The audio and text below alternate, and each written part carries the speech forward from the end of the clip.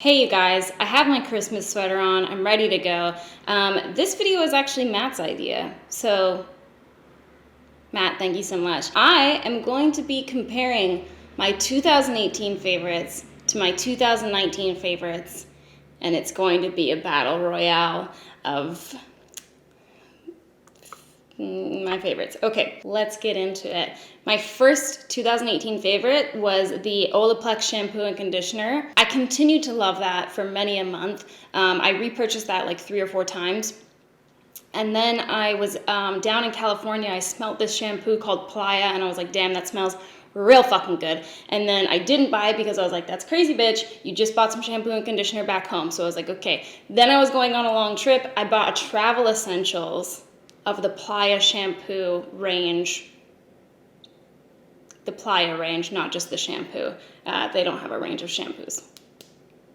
Okay, I bought a range of their products and I tried them while I was traveling and I fell deeply in love. That has replaced my Olaplex shampoo and conditioner.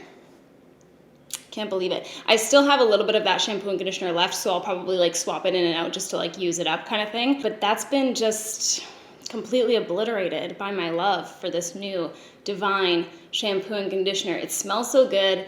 It feels so nice in my hair. I love the times. I don't have the packaging anymore because I put it into a new decorative shampoo bottle. So I'll put a photo here on the screen, or maybe here, whichever looks better, of this beautiful, majestic combo for my blonde locks. So that's been replaced, okay?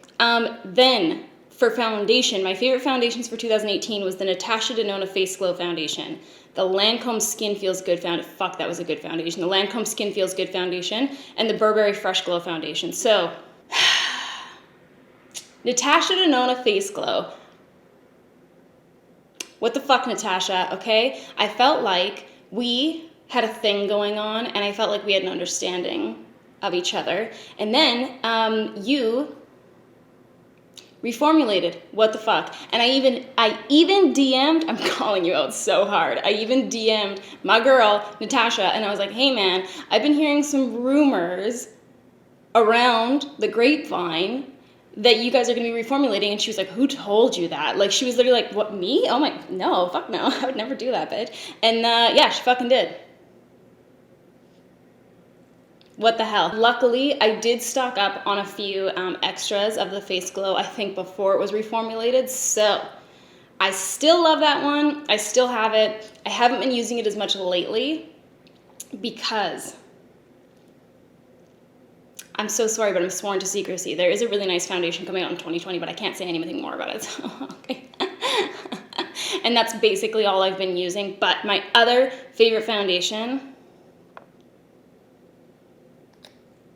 is this Westman Atelier foundation stick. Goddamn. Wow, so expensive. The packaging, where do I begin? The packaging is so stunning. This is a newer brand. I think this was actually released in 2019, the whole brand, the whole shebang. But I really, really love this foundation stick. It's so beautiful. It looks like, how does one even describe? Like, it's literally like you're painting with Facetune on your face. Like, it's not like incredibly sheer coverage, but it's like this sheer layer, and it just makes your skin look so perfect and so beautiful, but it doesn't feel like this huge cakey mess. It is stunning. Like, it's one of my favorite foundations I've ever tried, and in the realm of foundation sticks, I'm not the biggest fan, but this is like something else. So this, I feel, is worth the money. I use it very sparingly because there's so little product in here, and I know that I can't get any more because it's so hard to get to fucking Canada. We always get the short end of the stick, and all we do is basically be nice to other people. But here we are. So I would say the Westman Atelier foundation stick is one of my favorite foundations of this entire year. Actually, one of my favorite products I've tried this year because, you know, it's just like you try a foundation. We try new foundations all the time. I try new foundations all the time. I'm not going to generalize between you and I, okay? I try new foundations all the time. And a lot of the times I'm like,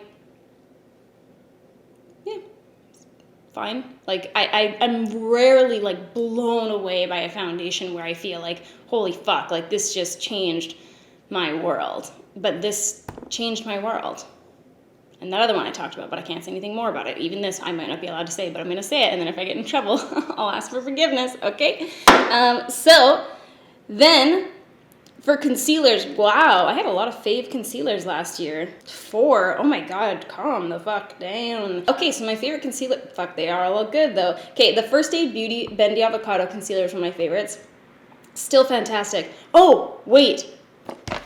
The only thing I don't like about this foundation stick is that I feel like it's not the longest wearing in the world. And I still really don't like to set my foundation. Nothing's changed.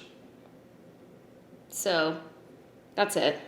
I feel like it wears nicely on my cheeks and stuff like that, but my chin and my little nose, because I go like this so much, and I go like this, and this, it wears off so quickly. And then I have this red nose and this red chin, and it's really not, it's not a good look. That's it. Bendy Avocado Concealer. I love that formula. It's so nice. My complaint all the way through of loving that concealer is that their shade range is, in a word, horrifying. Horrifying to my sensibilities. I just don't know why. It's the weirdest. The colors that they have for that range are not only limited, they're just bizarre. Like, it's just weird. I don't love the colors. So that's really the only reason why I haven't been using that one as much. I think that formula is so stunning, and I am just continually hoping and praying for them to expand that range. The Josie Maran Vibrancy Concealer, I kind of had a similar issue with that.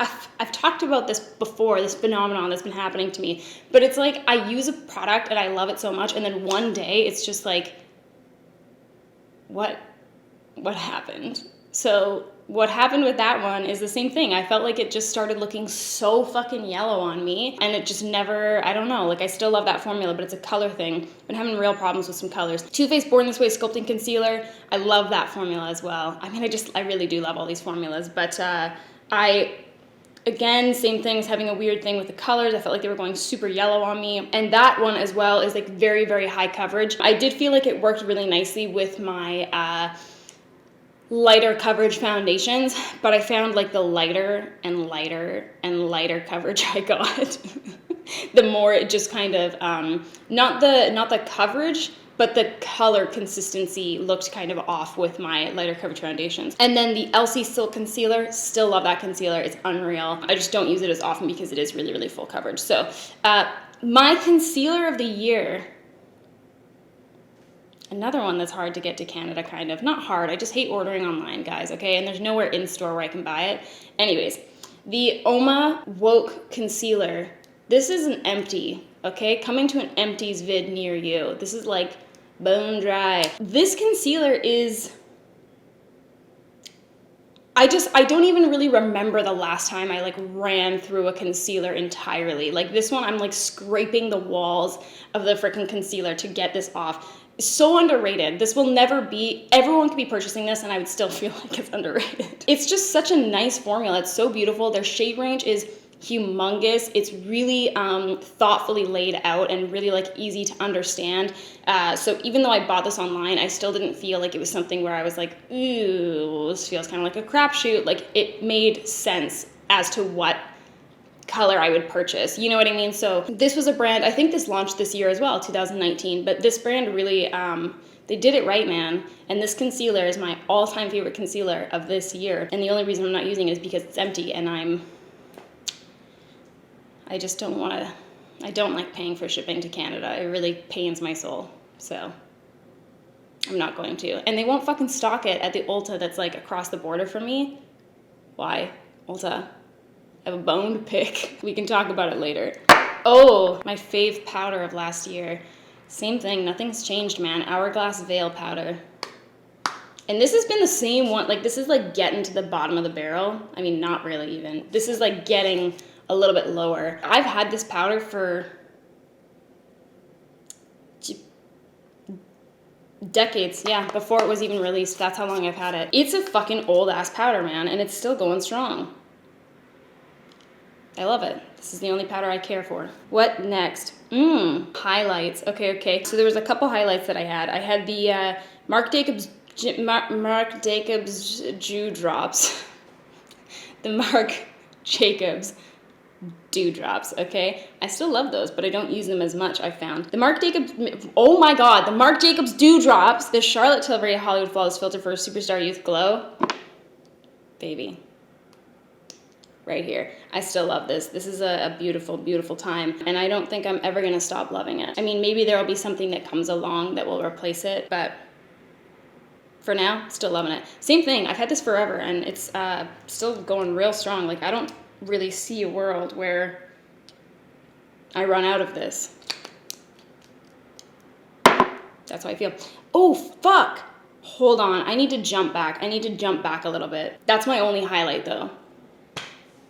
I have not replaced my highlights at all. The other highlights that I had from last year was Elsie Luna highlight, which was actually a powder highlight, which is crazy. And then the Hourglass Illume Sheer Trio was another one. I haven't really replaced my highlighters at all. And part of that is because well, for one, I went off PR.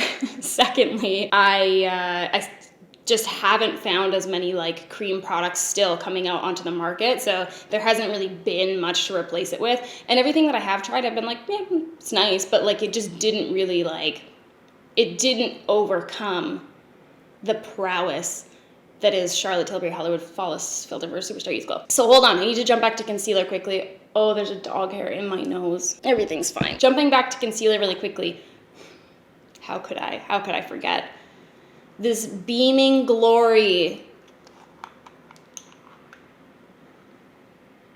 Becca, bitch. Wow, Becca Under Eye Brightening Corrector in light to medium. This is revolutionary. I am not the biggest fan of color correctors. Ugh. They serve their purpose, by all means, and I feel like if I had more like intense color to correct, I would probably feel differently, but so many of the formulas of color correcting that I've tried end up looking really, really cakey because they're meant to be layered. You know what I mean? Like it's something that's meant to go underneath another product, and because of that, a lot of the times they're so thick and they're so cakey because they're trying to correct whatever color, and then you're having to compensate by like putting so much of that other product over top of it to hide the color of that color corrector. This is so beautiful. First of all, it has this like beautiful kind of like luminescence to it, okay? And it looks really nice and glowy and beautiful. It doesn't look cakey and thick or anything like that. It blends out really, really beautifully. And the color correcting in this isn't something where you're having to correct the color corrector after the fact.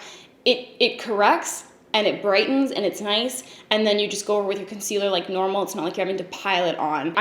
Wow, like this is one of my favorite products, and it's a product that normally I wouldn't be excited to be repurchasing because it's boring. You know what I mean? Like there's products that are like fun to buy, and then there's mascara.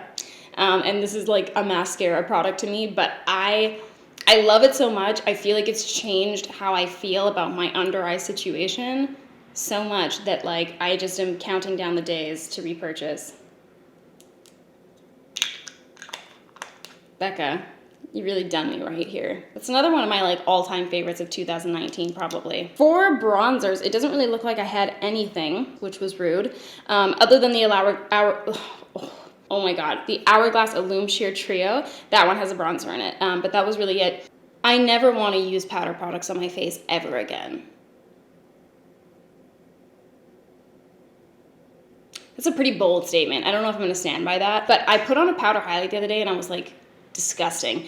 If I have to put on another powder highlight, it's going to be too soon, okay? I just don't want it. I don't want it. I don't like it as much. Anytime that I put on a powder over a cream, I'm like, why did I do that? That was a big mistake. Other than, wow, this Fenty bronzer. I'm just going to put that with my favorites too now. My only problem with cream products for the face is that it's so limited because no one has embraced it yet the way that they should. It'll change your life, okay? Total 2019 favorites is just creams. I feel like the shade ranges for things are lacking because it just hasn't expanded the way that it should. But that said, my two favorite bronzers for 2019 is the Milk Baked Bronzer. This is one that I like pulled out of the depths of my makeup drawers, and it's like never going to die. There's so much product in here, I just cannot even describe. I think it's 28 grams. Yeah, 28 grams, and like this one, for instance, is 6 grams. Do you understand how much product 28 grams is? What were they thinking? Like, I will never in a million, you will be, I don't know who you is, whoever's going to be doing my makeup for my funeral, you'll still be using this at that time.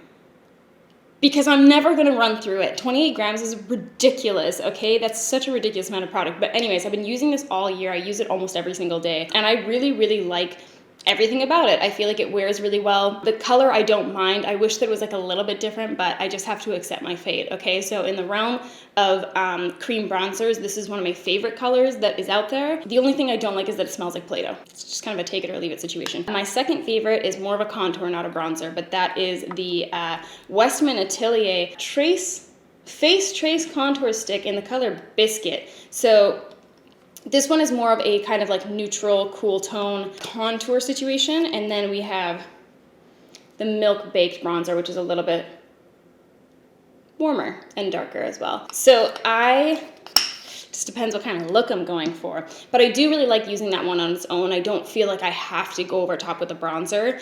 So if I'm looking for a little bit more kind of like sculpting situation, I'll kind of go for that one. If I really want to be like bronzy, glowy, summery kind of thing, I'll go for that Milk one. I love them both, man. There's not a huge difference between the formula for me. This one kind of, the Westman Atelier one kind of shears out a little bit more, whereas the Milk one, I feel like you have to be maybe a little bit more careful if you don't, if you're like more heavy-handed with how you apply products. But that's basically it. Oh, Fenty.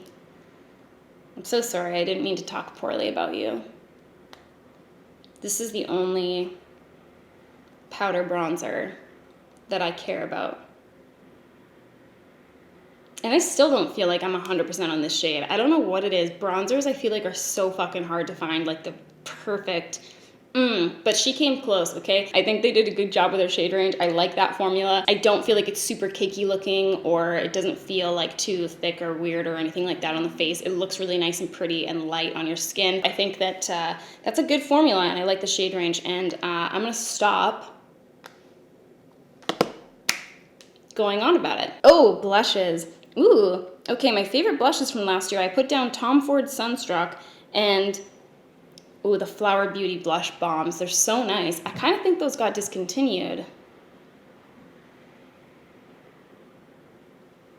My life is a tragedy, not a comedy. My favorite blushes this year, Nude Sticks, Nudies Bloom, all over dewy color, in the shade Sweet Peach Peony. This is very pink, coral looking, but I love this formula. Their original Nudies sticks thing are a little bit more matte than this, so I really like that kind of dewiness to that formula, and I just feel like this shears out so beautifully on the skin. I really, really like it a lot. And then my other favorite was the Kier Weiss. Ooh, this one's so nice too. This is the cream blush in the shade Desired Glow. While they look very similar on my hand, I don't know what to tell you, okay? That's the Kier Weiss. That is the Nude Sticks one. So this one's a little bit more neutral, a little less kind of like peachy pink, but they're both beautiful. The Tom Ford Sunstruck, I really, really love, and I'll always love that one, but it is a lot brighter of a blush, so I opt for these ones over that one just because they're kind of like a little bit less, just have to put less thought into them, you know what I mean? I can kind of just slap them on and it's not like a thing that I have to spend time really like blending out or anything like that. And then the Blush Bomb, I still really love as well. The only thing I find with that one is it's so sheer and it's so dewy that I almost have to spend more time building it up because of that. These are like, you just kind of dip your brush in once and then you blend it out and it's like it's done, you know? The blush bombs are so stunning and I love the way that they look on skin, but yeah, they do have a lot of kind of like, I'm just gonna call it gloss. They have a lot of like gloss to them. They sheer out really beautifully, but I don't know, there's something weird about that application for me sometimes, which is the only thing that would kind of maybe attract me sooner to these two formulas over that one. Oh, my mascaras. Okay, so my favorite mascaras for last year was the what's happening to me? The Hourglass Caution Mascara and the Milk Kush Mascara. Those are both still unreal, okay? I love my Hourglass Caution Mascara. I always will. And then the Milk Kush Mascara. What a sad time. I feel like I actually said this last year as well, because that product, when I first bought it, I was like, never using another mascara again. This is like unreal. This is next level shit, okay? It made my lashes look so stunning. I've never used a mascara like that in my life. It was beautiful. And then it started transferring really, really badly on me. And I was pretty sad about it, but I still had honorable mention for it last year. So Hourglass Kosh Mascara I still use. My only gripe about that mascara from the beginning is that I prefer it when it's dried out, because I feel like in the beginning it's almost a little bit too wet and too thick of a formula for me. So when it gets, well, I guess it's not that it's too thick, it's just, I guess, too wet. I don't know, I just prefer it when it's a little bit more dried out. I wanted to try some other waterproof formulas, because that one is a really beautiful waterproof formula, but I always like to try, you know, new shit out. When this first came out, I was like, wow, my prayers have been answered. Milk Kush waterproof mascara. Perfect. I was like, this is my favorite mascara. It's going to be great, but it's going to be waterproof, so it's not going to transfer. I'm going to love it so much. I hated everything about this and everything that this was when I first tried it. I can't really remember why. I don't know why, but I remember putting it on and being like, fuck that. And I put it in a drawer and I left it forever.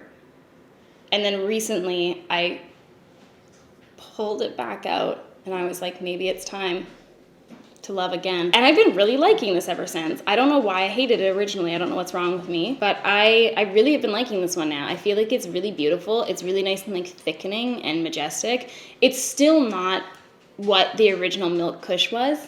Hi, princess. Come on. Nothing will be what the original Milk Kush mascara was, but this comes awfully close for me, so I'll take it. So this is kind of what I've been using, as well as the Hourglass Kosh mascara for like my waterproof formula. I'm gonna give honorable mention to the Glossier Lash Slick, okay, because I haven't really tried a mascara that's been exactly like this. There's a lot of mascaras that are like, oh, we like perfectly separate, no clumps, blah, blah, blah. But it's like, that's not really true. This actually is like the finest, thinnest coat of mascara I've ever seen in my life. It's bizarre. This is like apocalyptic in terms of how fucking hard it is to take off. Like, this is with you for life. That's what I don't like about it, but it is just so beautiful if you want a really, really thin, even, not clumpy coat of mascara. So it's not like my favorite in the world, but I have to give it honorable mention just because it is a really unique formula and brush in that way. And then fucking, what's wrong with me? I don't know, but the Too Faced Damn Girl mascara, look at this nightmare. When I pull out this brush, it's like, who needs this in their life? No one. This seems crazy, okay? But I love it. I've just come to realize I like a big old brush, okay? I really do. I like a big, fat fucking brush for my mascaras. I like things that are like super, like, Kuma dog. She just goes where she pleases. I really have been liking this one a lot. So that's kind of been my like non-waterproof formula if I opt for it. Is this supposed to be waterproof?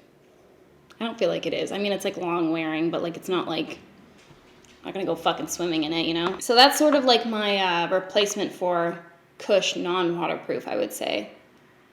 But it doesn't transfer as bad. Okay, so for like single shadows, I had the Marc Jacobs Sequins eyeshadow and the Hourglass Scattered Light shadows. The Marc Jacobs Sequin shadows, the reason I love them is because they are so glittery and bizarre. Like, let me show you this.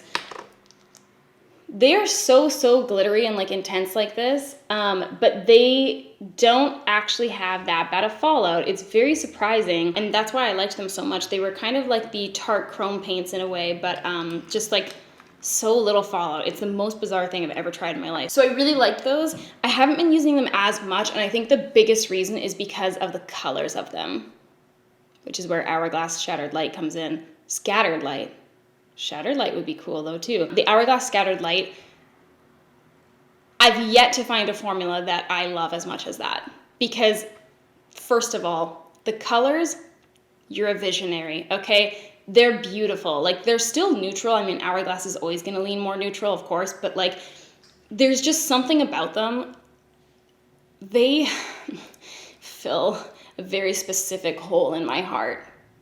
An hourglass scattered light shaped hole, so a circle. They're so fucking nice. I don't know what it is. The texture of them, the reflect of them, like, they're incredible. I love those shadows so much, and I still love them. I'm never gonna stop loving you, bitch. Okay, they're so nice. I always have Smoke on hand in my little thing, and I don't keep very many products out here forever, but I do really love them, and I'm never gonna stop, so there you go. Oh, wow, who am I that I wouldn't mention these?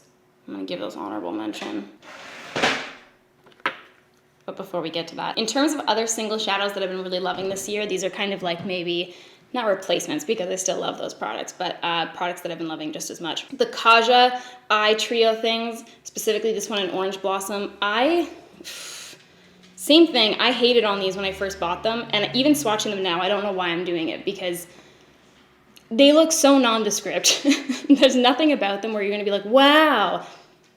Seeing on yourself is believing, and that's all I'm gonna say about that. There's just something about these shadows. They have so much dimension to them and so much nuance, and the texture is really beautiful. They're really easily applied. They're not something that has a ton of fallout. They're like, in the pan, they look like every other pressed shadow. On your eyes, they look like a dimension to another world. A portal to another dimension of another world. They look nice, okay?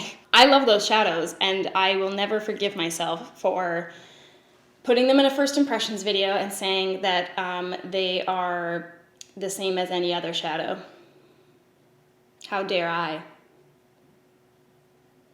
I'm in therapy to help myself overcome that. The thing that I bought this year that I would say is most like the Marc Jacobs sequin shadows is the Victoria Beckham. This bitch, okay? Posh Spice.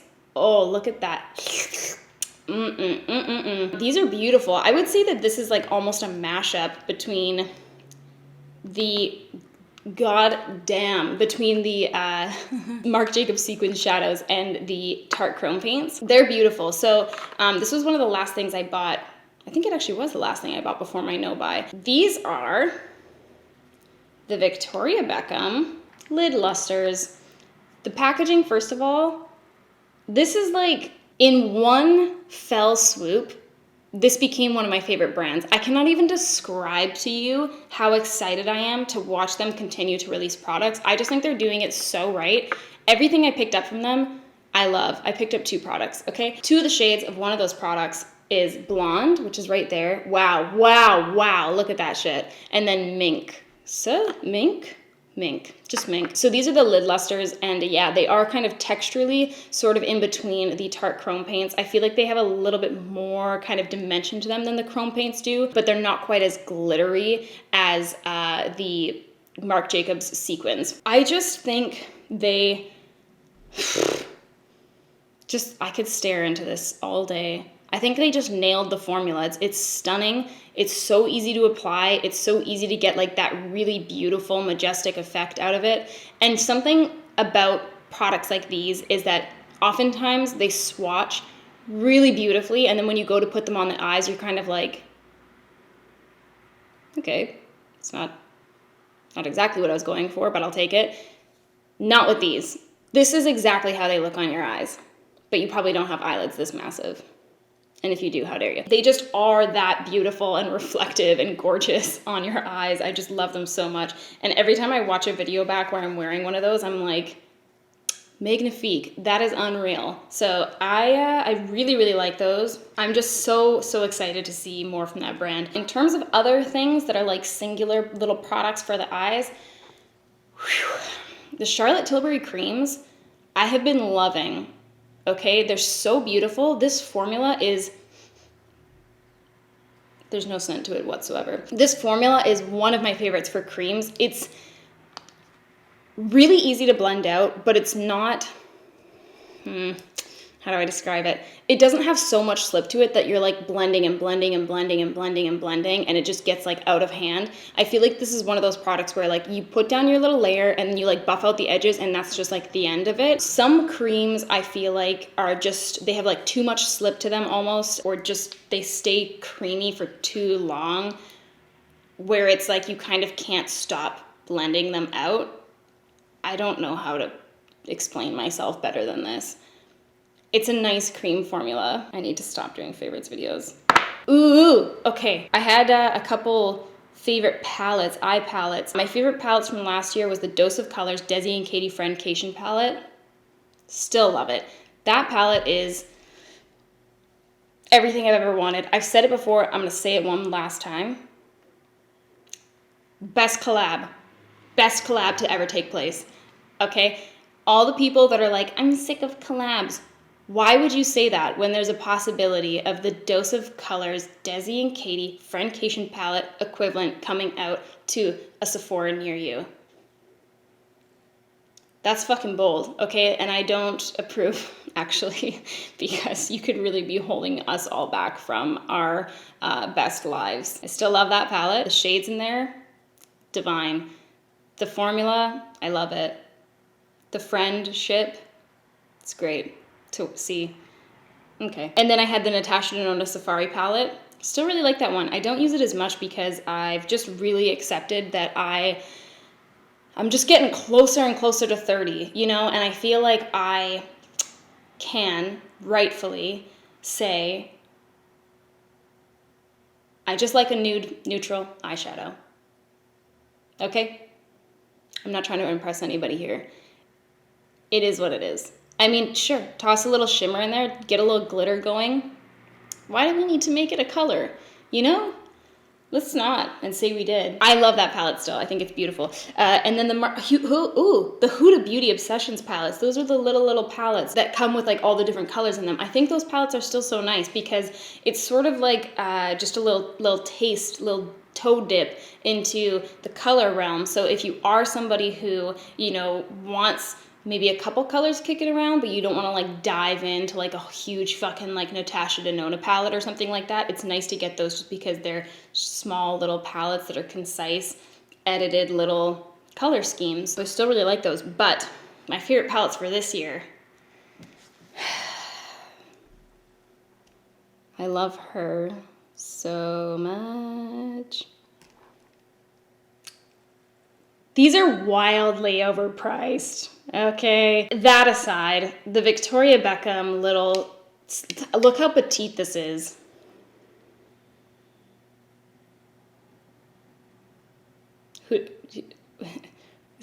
Is this a palette for ants? That's what it feels like. This is so small, but it's, hear me out, also so expensive. They're beautiful though. This is the Signature Eye Brick from Victoria Beckham, and the colors are lovely. I actually keep this out on my desk as well, and I use it almost every single day just because they're really kind of just like easy, quick go-to colors. The formula is beautiful. It's one of those products that I was kind of expecting to, I wanted to try because I loved the packaging and I just wanted to try a little bit more from the brand than just the lid lusters because I was trying to make that shipping cost count. When I tried this, expecting it to be lackluster, I put it on my eyes and I was like, I've thought too soon. I've thought bad, mean thoughts about Posh Spice too soon. I don't know what it is, okay? I cannot defend myself to you any longer. There's just something about that formula that is so stunning and it's just so blendable and majestic and it just layers so well and the color builds up and I love it and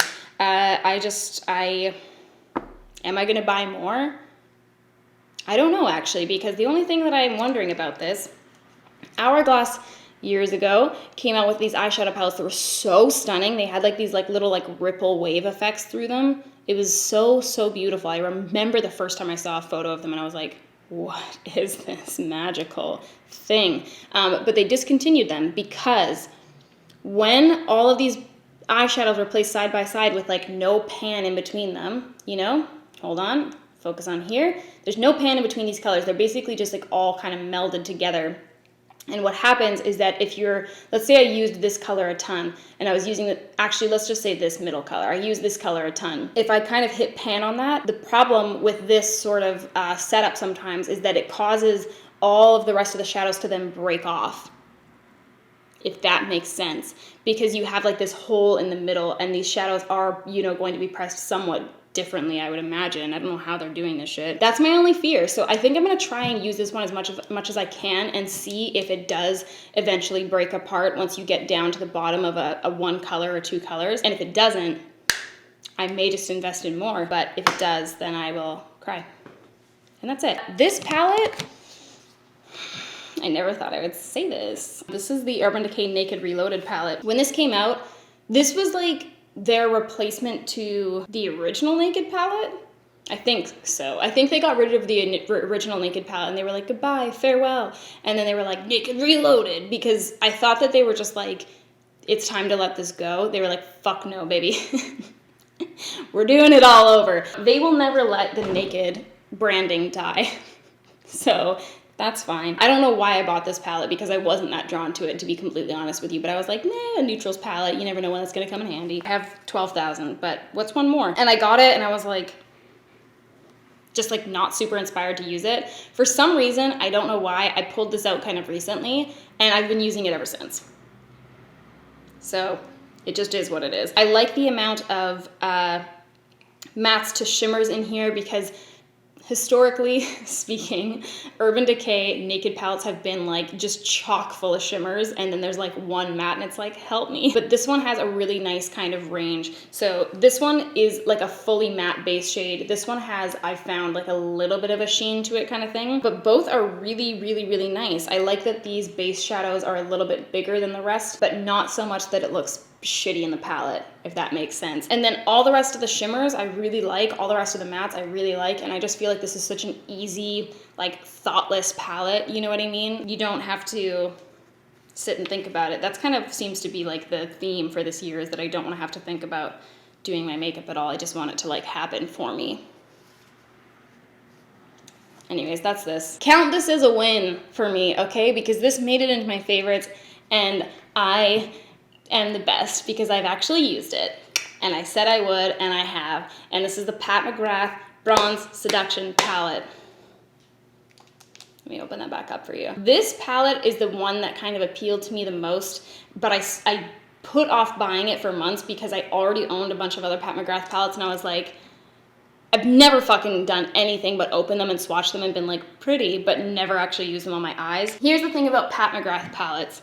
They're beautiful. There's different shades in them that are very enticing to me, but it always feels like the most random shit mix of colors that I almost always feel like I have to reach for another palette to kind of like complete a look. Personally, this palette was one where I was like, okay, I could see myself actually just using that. I really do love this palette. I just feel like all the colors in here are so stunning. The formula's beautiful, and I keep it on my desk to just remind myself constantly to pick it up and use it, because it's stunning. Those are my favorite eye palettes. What else did I have here? Ooh, one of my favorite brow gels from last year was the Kaja brow gel, and that was beautiful. But there's certain products that I try and I'm like, I don't need to try anything else because this just works. So like eyeliners are one of those things. I rarely try new like staple black eyeliners because I'm just like, why would I? Like, you know, it's just one of those things that I don't care to try. Brow gels,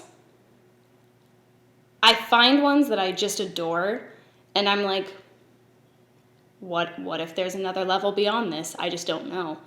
It seems like a product that's always going to be the same, and yet it's not. My favorite brow gel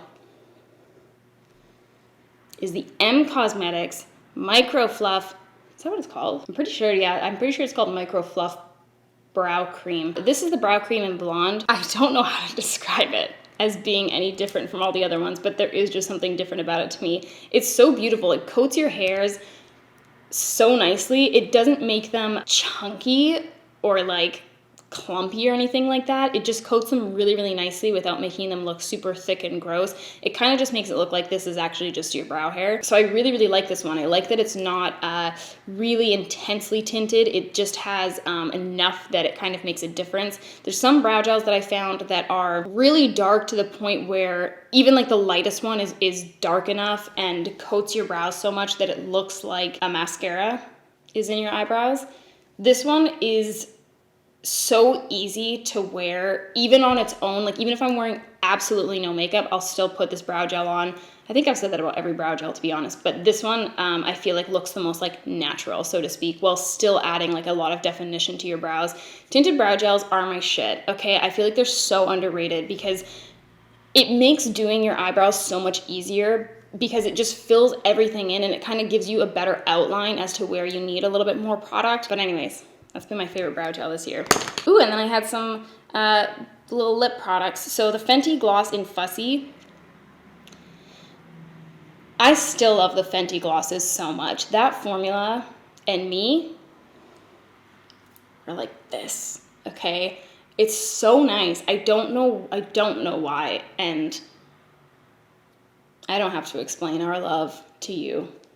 You just couldn't understand. So I still love the Fenty glosses, and I will forever. And then my other favorite products from that year were Marc Jacobs lip gloss sticks, which I still really like, but I don't use them as often, or I haven't used them lately, I guess. The Lancome L'Absolu Lacquer, beautiful. And then the Bite Beauty French Press lip gloss, the final heartbreak of 2019. Hopefully. Oh my God. Discontinued.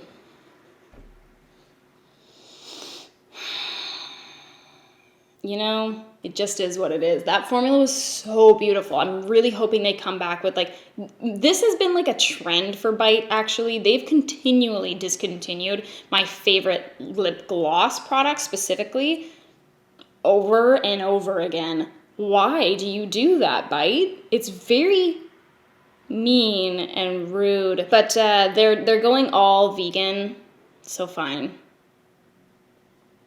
We have to bid that one adieu. So that one's gone forever, and I'm heartbroken. My favorite lip products, honestly, I've been trying to actually use different ones. I've been trying to not stick with the exact same shit constantly. So that's been a thing. So I didn't feel like I had like a whole ton of like favorite lip products to pull, because I have been trying to like use my products. But the two that I feel like I need to mention is the Bite Agave lip mask. I know this isn't from 2019, but it's truly all that matters. It's just so nice. All of their Agave lip line, which, okay, I just have to get mad at Sephora commenters. I can't stop myself, okay? Bite, this was one of the first products that they were like, we're going full vegan, baby. Okay, so they like wiped out their old range, made everything vegan. So they made the lip balm vegan, and then the lip therapy thing, I think wasn't, the nighttime mask thing, I think wasn't vegan and is now. But definitely the lip balm. And the lip balm and the stick, way fucking better now that it's vegan. I am like astounded by the difference. And I went onto the Sephora website, and it didn't have as good of ratings, and people were just like ripping into them, being like, why change a good thing? Oh my God, what the fuck? Why would they change this? Blah, blah, blah. I don't care about it being vegan. What are you talking about? You lunatics. It's so much better now. I don't know what is wrong with these people. The old formula was still nice and it was still hydrating, but it was so much like waxier that it like, if my lips weren't already a little bit moisturized, I felt like it kind of was like, it just pulled way too much on my lips. It's so much better now. What's wrong with you? Anyways, the Agave lip mask is one of my favorite lip balms. And I keep one of them everywhere I am. I have one at home on the downstairs level, one upstairs, one in my car. Actually, one in my bag as well. I have 4. So that's one of my favorites. And last year, I used the Laneige Sleeping Lip Mask. That was my favorite lip balm from last year. And I still really like that one. The only thing that I found is that it's a little bit of a It's just a little bit lighter on the lips, which is nice, but this one's a lot thicker. So I find that when my lips are really, really fucked up, this one's nice because it stays on your lips. Like, it's not gonna move around from like having that nice kind of like gloss situation in it. It's like on there for good. It's just so nice. My other fave lip gloss this year, Bite. I'm still so sad about the French press ones.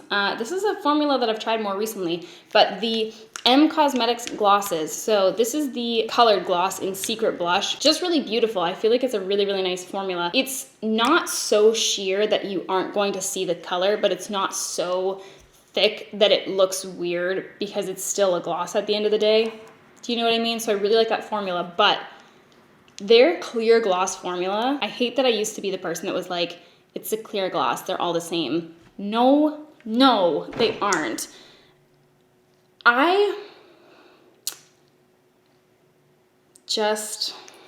This is their clear gloss in Morning Dew, okay, right there. I don't know what to tell you. It just makes your lips look like so plush and full and like kissable. I don't know that I've even used that word on my channel. Give me goosebumps. It's so beautiful. In photos, oh my God, I've just never seen a gloss that looks that nice. Like Glossier, clear gloss comes close, but it just, close but no cigar. I just love that gloss. I don't know what to say. Holy shit, okay.